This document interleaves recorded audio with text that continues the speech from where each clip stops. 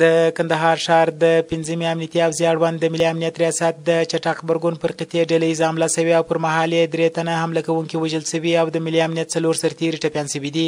د ملي امنیت د عمومي ریاست د خوا په خبره سوې خبرپاڼه کې راغلي چې نن سهار شاوخوا 6 بجې د ملي امنیت پر یاد مرکز لومړی د مازدا موټر په واسطه ځانمرګي برید سوی او وروسته 2 نورو وسلوالو حمله وکړه. د خبرپاڼې په حواله چې دغه برید ټول 10 دقیقې وخت نیولی او وروسته برید کوونکي هم وژل سوي. ملي امنیت په دې پیښه کې د خپلو 4 سرتیرو د ټپي کېدو پخلی هم کړی. په عیني حال کې عیني شاهدان وایي چې نن سهار په کور کې ناست وه چې لومړی یوه لویه چاودنه وسوه او وروسته ډزې پیل سوې. زما نوم حکمت لاري د کندهار ښار اوسېدونکی یم. دلته اوله واره چې موږ راووتلو درب سو چې درب سو دوړې ولاړې سولې جنګ سو بیا عسکرو ټکان شروع کړله. عسکرو ټکان شروع کړ تقریبا یو 10 دقیقې داسې وخت په دې حال کې د ټکان شروع وه. بیا په دې اړه موږ هم معلومات نه لرو چې په دې کې وژنه وسوه څه شي وسوه.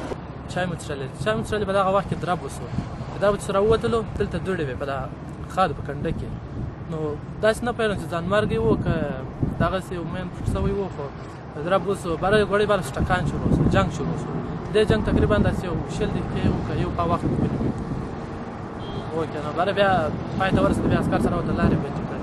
د عیني شاهدانو په وینا چې شاوخوا 20 دقیقې د درنو او سپکو وسلو ډزې روانې وې او بیا نور سرتیري هم سیمې ته راورسېدل. وسلوالو طالبانو د دې حملې مسؤلیت منلی او ادعا کوي چې په دې حمله کې د ملي امنیت ګڼ شمېر سرتیرو ته مرګ ژوبله اړولې.